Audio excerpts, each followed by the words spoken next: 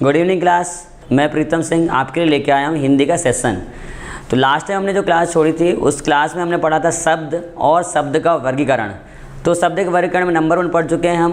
व्युत्पत्ति, रचना, बनावट के आधार पर होते हैं 3 ऋण, यौगिक, योग ऋण। फिर पढ़ चुके हैं उत्पत्ति, इतिहास, स्रोत के आधार पर पढ़ रहे थे तत्सम, तद्भव, देशज, विदेशी और संकर। तो उसी सीरीज़ में आगे हम पढ़ रहे हैं तत्सम पढ़ चुके हैं, तद्भव पढ़ चुके हैं। तत्सम वो होते हैं जो ज्यों के त्यों हिंदी में प्रयोग होते हैं, संस्कृत भाषा के शब्द तत्सम। जो कुछ परिवर्तन के बाद प्रयोग होते हैं तद्भव, या तत्सम के विकृत रूप को क्या बोला गया है, तद्भव। तो उसके आगे हम पढ़ेंगे आज देशज और विदेशी शब्द और संकर शब्द। तीनों मोस्ट इंपॉर्टेंट हैं।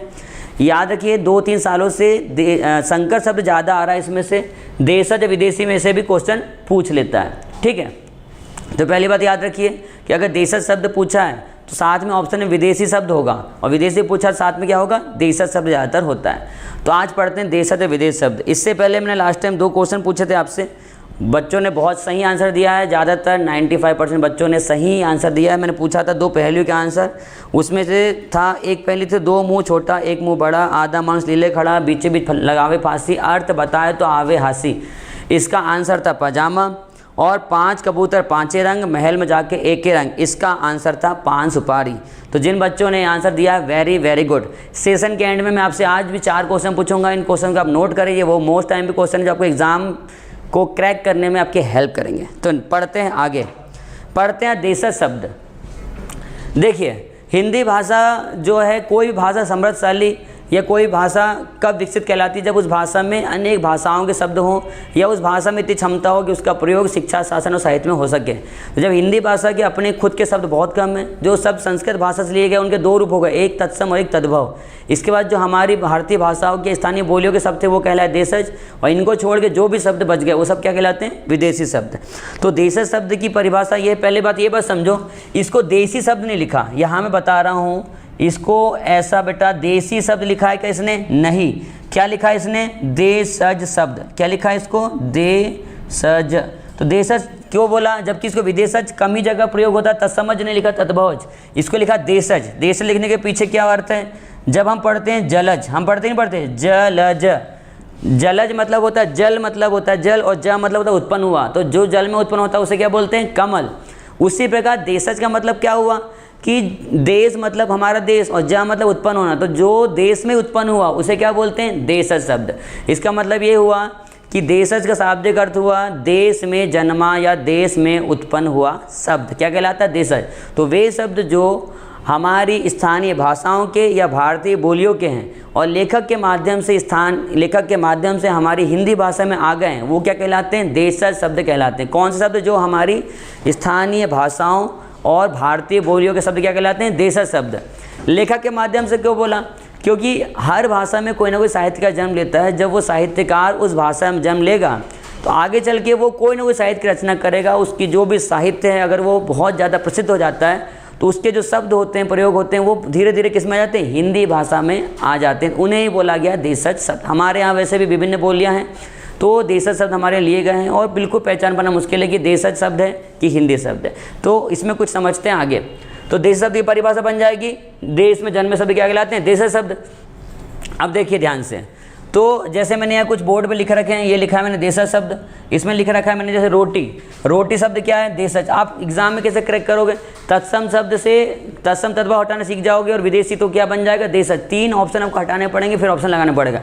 पहले हमारे रोटी थी नहीं, जब हमारे यहाँ पहले पुराने ज़माने में आज़ादी के पहले जब मूवीज़ बनने लगी तो रोटी का कॉन्सेप्ट आया। पहले बस ये बोला जाता था महाराज भोजन कर रहे हैं, बाद में क्या कॉन्सेप्ट आया कि वो क्या कर रहा है, रोटी खा रहा है, दाल रोटी खा रहा है, तो वहाँ से रोटी शब्द आ गया।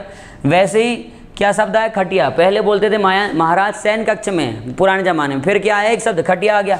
वैसे ही आ गया पगड़ी, या छोरा हमारे यहाँ बोलते हैं, छोरी हमारे यहाँ बोलते हैं, ठुमरी बोलते हैं। तो देशज शब्द में कौन से शब्द आएंगे, अगर सोचा जाए तो ये समझो, इसकी कोई स्पेशल ट्रिक है ही नहीं। जो आपके घरों में काका बाबा, जो आप अपने घरों में जिस भाषा को बोल रहे हो, वही शब्द देशज शब्द के अंतर्गत आते हैं। देखो कुछ खास चीज़ को ट्रिक्स के हिसाब से समझ लो। कुछ इंपॉर्टेंट चीज़ क्या है, जो चीज़ें केवल भारत में उगती हैं, भारत में पैदा होती हैं और भारत में ही बनाई जाती हैं, वो सब के नाम क्या होंगे, देशज। अरे हम कोई चीज़ अगर यहाँ बनाएंगे तो उसका नाम भी हम रख के, भले ही हम उसको एक्सपोर्ट क्यों ना करें, हम यहाँ से निर्यात क्यों ना करें, है कि नहीं, लेकिन वो क्या कहलाएगा, हमेशा देशज ही कहलाएगा। तो जो चीज़ें केवल भारत में बनती हैं, जैसे कि समोसा, खाखरा, फाफड़ा, जलेबी, इस टाइप की चीज़ें हमेशा क्या कहलाएंगी, देशज। वैसे ही जो चीज़ें केवल भारत में उगती हैं, कहीं और से वो पेड़ या वो फसल नहीं लाई गई, जैसे कपास, पढ़ा होगा कि हमारे यहाँ से कपास बाहर भेजा जाता था जब अंग्रेज भी आए, तो कपास शब्द क्या हो जाएगा, देशज, होगा कि नहीं होगा। वैसे सारे और ऐसे देसी शब्द जो घरों में ज़्यादातर प्रयोग होते हैं वो सब क्या किसके अंतर्गत आएंगे, देशज के अंतर्गत आएंगे। तो जितनी भी चीज़ें भारत से दूसरे देशों को भेजी जाती हैं वो सब शब्द क्या होंगे, देशज होंगे। वो सारे जानवर, वो सारे पशु जो केवल भारत में पाए जाते हैं, जिनकी प्रजाति ज़्यादातर भारत में, वो सब भी क्या हो जाएंगे, देशज शब्द जाएंगे। इसके अलावा ये याद रखो, देशज शब्द के दो प्रकार होते हैं। एक होता है बेटा अनुकरणवाचक देशज शब्द और दूसरा होता है अनुकरण रहित देशज शब्द। अनुकरण वाचक देशज शब्द का मतलब ये होता है कि जिन ध्वनियों को हमने किसी चीज़ का अनुकरण करके, किसी चीज़ के बारे में सोच के उस ध्वनि को बनाया, वो कहलाते हैं अनुकरणवाचक। जैसे कि हमने कुछ ध्वनियाँ बना ली जो देशज है, जैसे कि हमने बोला घोड़ा कैसे बोलता है, तो बोले हिन हिन आ रहा है। पेट में कैसा लग रहा है, तो बोले गुड़ गुड़ आ रहा है। डॉक्टर साहब पूछते हैं बेटा कैसे लग रहा है, बोले सर गुड़ गुड़ कर रहा है। तो ये गुड़ गुड़ शब्द क्या हो जाएगा, देशज। फिर अनुकरण, दूसरा प्रकार है इसका अनुकरण रहित देशज शब्द। जिन ध्वनियों का उच्चारण कहाँ से आया है ये कोई नहीं जानता, उन ध्वनियों को बोला गया या उन शब्दों को बोला गया अनुकरण रहित देशज शब्द। इसके अंतर्गत क्या आएगा, सारे वो शब्द आएंगे। जैसे कि हमने भोंदू बनाया, हमने पगड़ी, पगड़ी हम ही लोग पहनते, भोंदू हमारे यहाँ बोला जाता है। कपास में लिखा चुका हूँ, डोसा, इडली, भिंडी, सरसों, जो सब्जी हमारे यहाँ उगती है, परमल, सेब, ये सब क्या कहलाएंगे, देशज। चिड़िया शब्द हमारा है, कटोरा शब्द हमारा, खिड़की हमारी, ठुमरी हमारा है, जो गोली खेलते हैं अंटा अपना है, डिबिया अपना शब्द है। तो ये सब क्या कहलाते हैं, देशज। इसके अलावा लुंगी, लुंगी कौन पहनते हैं, भारत वाले, देखा ही होगा, तो लुंगी शब्द अपना है। तो मुक्का हम मारते हैं, झंडा हमारा देशज शब्द है। खिचड़ी हम बनाते हैं, चाट हम बनाते हैं, थैला, गड़बड़ हो गई, खर्राटा, ये सब कहाँ हैं, देशज शब्द के अंतर्गत आते हैं।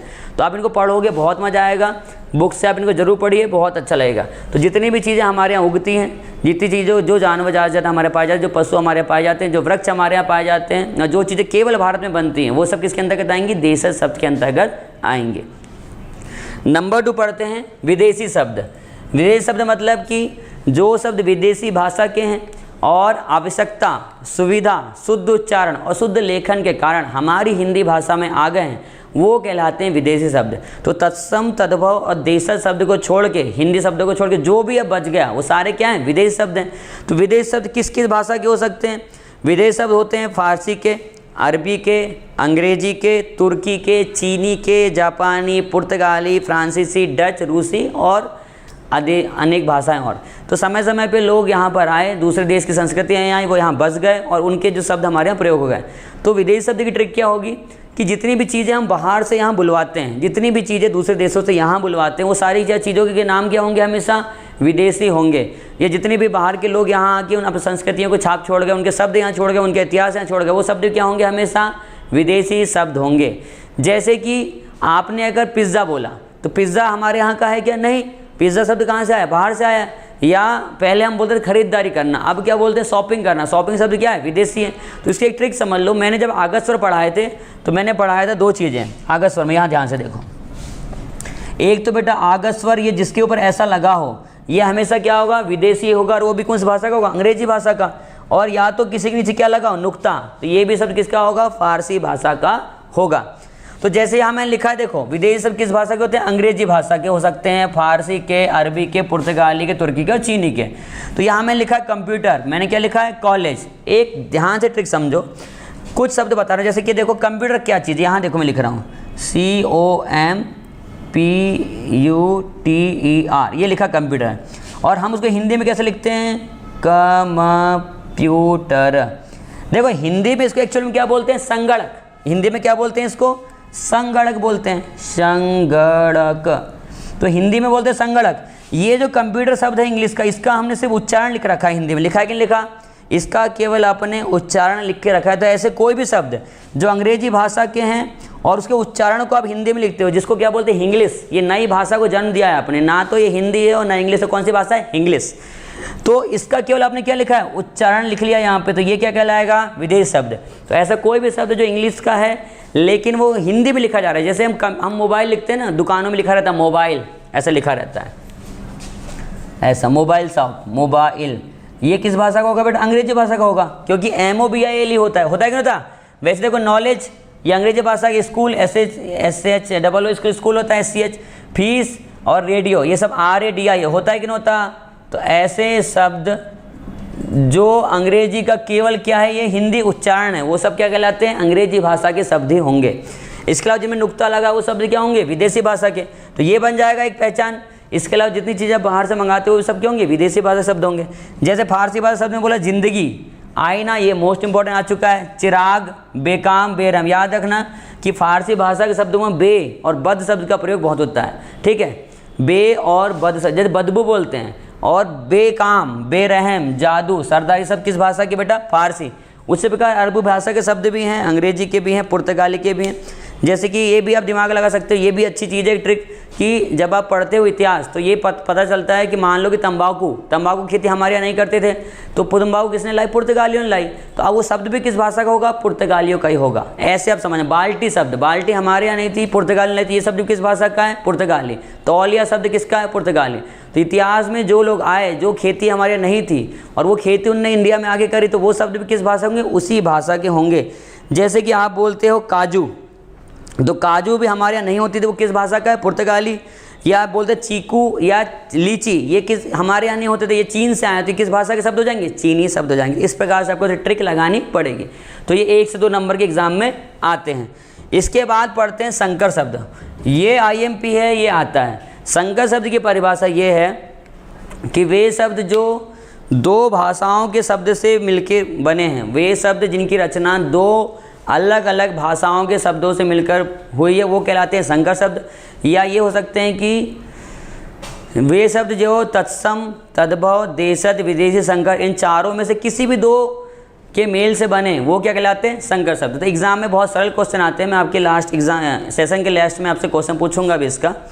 तो जैसे कि मैंने बोला संकर शब्द में कि वो शब्द जो 2 भाषा के मेल से बना है, अलग अलग भाषा को क्या कहलाएगा, संकर शब्द कहलाएगा। तो एग्जाम में 4 ऑप्शन रहते हैं, संकर शब्द पहचानना होता है। तो यहाँ देखो, मैं लिखा ऑप्शन ए रेल और गाड़ी। तो रेल शब्द एक दूसरी भाषा का है और गाड़ी शब्द एक दूसरी भाषा का है, ये 2 शब्दों से मिलकर बना अलग दिख जाएगा शब्द। तो ये रेल है अंग्रेजी भाषा का, गाड़ी किसका, हिंदी भाषा का। वैसे मैंने लिखा डबल और मैंने क्या लिखा, रोटी। तो विदेशी शब्द है डबल और देशी शब्द क्या है, रोटी है। वैसे लिखा नमक हराम, या मैंने लिखा बैलगाड़ी, या मैंने लिखा गिरहकट, ये भी MPSI में आ चुका है बेटा, गिरहकट। वैसे लिखा मैंने कपड़ा मिल, या और भी अगर बहुत सारे शब्द के बारे में, चालबाज, टिकट घर, पितृ छाया कई लोग लिखते हैं, ठीक है। ये सब क्या कहलाएंगे, संकर शब्द कहलाएंगे। ये समझ आया क्या, ठीक है। तो ये इम्पॉर्टेंट है, ये एग्ज़ाम में आता है, इनको आप करेंगे और घर में इनके प्रैक्टिस करेंगे। ये शब्द इतने ज़्यादा घुल मिल गए हैं कि इनको पहचानना मुश्किल है। और जितने भी कोई बोलता है कि इसकी स्पेशल कोई ट्रिक है, इसकी ट्रिक नहीं है, आप पढ़ोगे या उन चीज़ों को समझ पाओगे तो ये चीज़ें बन जाएंगी। बाकी मैंने जितनी चीज़ें बताई हैं वो आपके लिए काफ़ी सफिशिएंट है। तो जैसे कि मैं बोलता हूँ कि सेशन के लास्ट में मैं आपको हमेशा 4 क्वेश्चन आज छोड़ के जा रहा हूँ आपके लिए। आप मुझे प्लीज़ कमेंट करके इन सब के आंसर देंगे। और बच्चे बहुत अच्छा कमेंट कर रहे हैं, आपके लाइक, शेयर और कमेंट से बेटा हमारा मोटिवेशन होता है। तो 4 क्वेश्चन ये हैं, ध्यान से सुनिए। क्वेश्चन नंबर 1, मैं क्वेश्चन पूछ रहा हूँ, इसका आंसर देंगे। निम्न में से विदेशी शब्द कौन सा। ये क्वेश्चन आया है 9 जनवरी 2017 को लेबर इंस्पेक्टर में 9 बजे। क्वेश्चन नंबर 2 था, निम्न में से विदेशी शब्द कौन सा है। ऑप्शन ए है महात्मा, ऑप्शन बी है फ़कीर, ऑप्शन सी लकड़ी और ऑप्शन डी लोटा।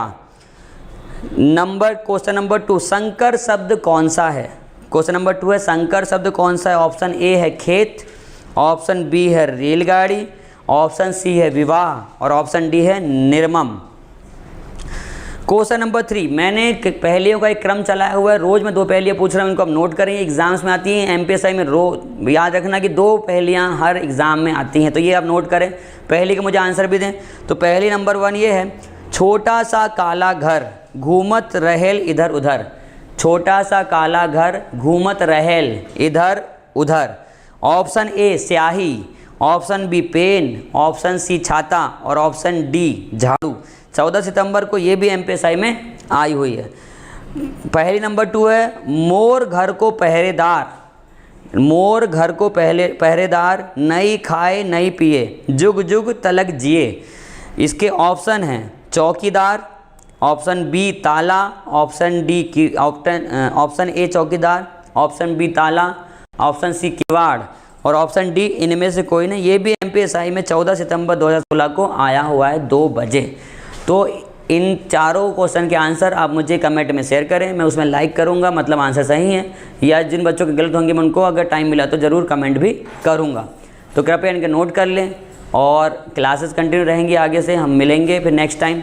तो तब तक खुश रहिए, आबाद रहिए, मिलते हैं नेक्स्ट टाइम। तब तक के लिए thank you, take care, bye bye, good day, sayonara.